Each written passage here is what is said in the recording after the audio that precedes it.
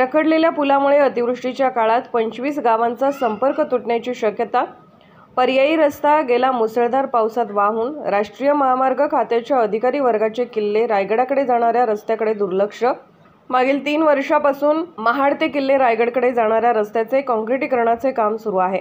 मात्र याच मार्गावरील लाडवली जवळील मांडले नदीवरील पुलाचे काम अर्धवट अवस्थेत असल्यामुळे रायगडकडे जाणाऱ्या नागरिकांना पावसाळ्यात पर्यायी वाहतुकीसाठी तयार करण्यात आलेल्या पुलावरून प्रवास करावा लागतोय। तर दुसरीकडे हाच मार्ग वाहून गेल्याची धक्कादायक बाब समोर आली आहे।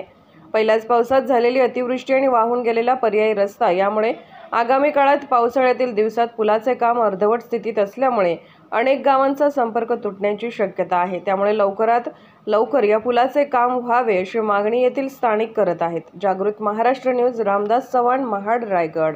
जिल्ह्यामध्ये सध्या मुसळधार पावसाला सुरुवात झालेली आहे। आता आपण उभे आहोत महाड रायगड रोडकडे। जवळपास 2 ते 3 वर्ष झाले असतील ह्या रस्त्याचं काम जे पूर्णपणे रखडलेलं आहे।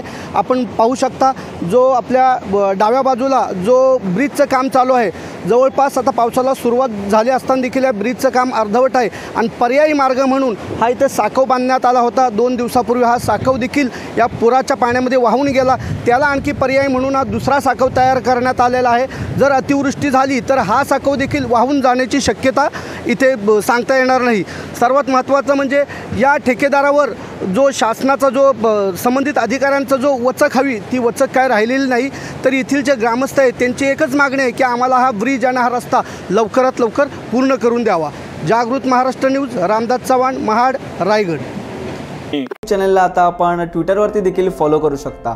तसेच जागृत महाराष्ट्राच्या वेबसाईटला भेट देण्यासाठी गुगलवर टाईप करा www.jagrutmaharashtranews.com। तसेच जागृत महाराष्ट्राला ट्विटर, इंस्टाग्राम, फेसबुक आणि यूट्यूबला फॉलो करा। तसेच बातम्यांना लाईक आणि शेअर करायला विसरू नका।